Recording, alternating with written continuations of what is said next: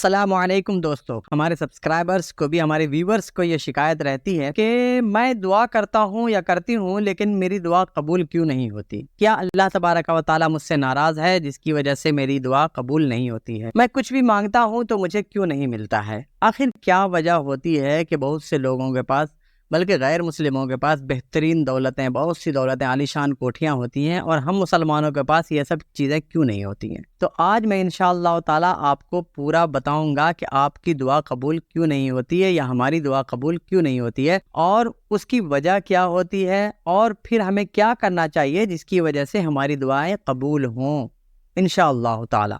تو آئیے ویڈیو پورا دیکھتے ہیں۔ حضرت شفیق بلخی رحمۃ اللہ تعالیٰ علیہ فرماتے ہیں کہ حضرت ابراہیم ابن ادہم رضی اللہ تعالیٰ عنہ ایک دن بصرہ کے بازار سے گزر رہے تھے۔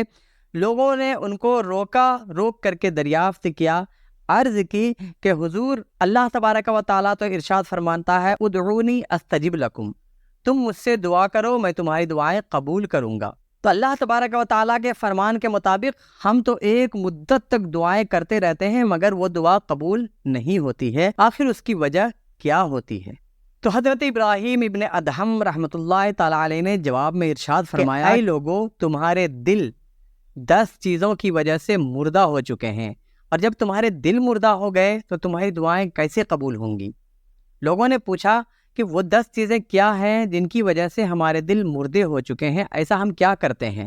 تو آپ نے فرمایا، نمبر 1، تم نے حق تعالیٰ کو پہچانا، اسی وجہ سے تم نے ان پر ایمان لایا مگر تم نے اس کی معرفت کا حق ادا نہیں کیا۔ نمبر 2، تم نے قرآن پڑھا مگر صرف پڑھا، اس پر عمل نہیں کیا، تو تمہاری دعائیں کیسے قبول ہوں؟ تم نے محبت رسول کا دعویٰ کیا، محبت رسول کا دم بھرا مگر رسول اللہ صلی اللہ تعالیٰ علیہ وسلم کی سنتوں پر عمل نہیں کیا، تو پھر تمہاری دعائیں کیسے قبول ہوں؟ نمبر 4، تم نے شیطان کی عداوت کا وعدہ کیا لیکن تم نے اس کی مخالفت نہ کی بلکہ اسی کے بتائے ہوئے راستے پر چلتے رہے، گناہوں میں ملوث رہے، پھر تمہاری دعائیں کیسے قبول ہوں؟ نمبر 5، تمہاری خواہش ہے کہ تم جنت میں داخل ہو جاؤ مگر جنت میں داخل ہونے کے لیے جن عمل کی ضرورت ہے تم نے اس سے منہ موڑ لیا۔ نمبر 6، تم نے جہنم سے اپنے آپ کو بچانا چاہا مگر خود ہی اپنے نفس کو جہنم میں ڈال دیا، یعنی اپنے نفس کو آزاد چھوڑ دیا کہ وہ جہنم والے کام کرے۔ نمبر 7، تم نے موت کو حق جانا مگر موت کے لیے تم نے تیاری نہیں کی۔ نمبر 8، تم نے اپنے بھائیوں کی عیب جوئی کی، ان کے اندر عیب نکالا مگر خود اپنا عیب تم نے نہ دیکھا۔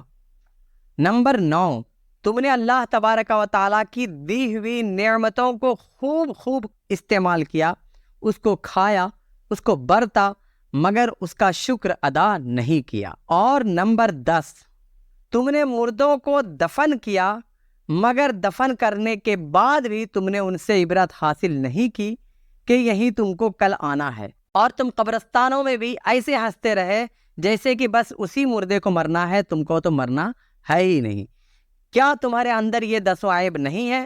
اگر تم اپنے آپ کو ان 10 عیب سے خالی کر لو، اپنے آپ کو ان 10 عیب سے بچا لو تو تمہاری دعا بھی ضرور قبول ہوگی۔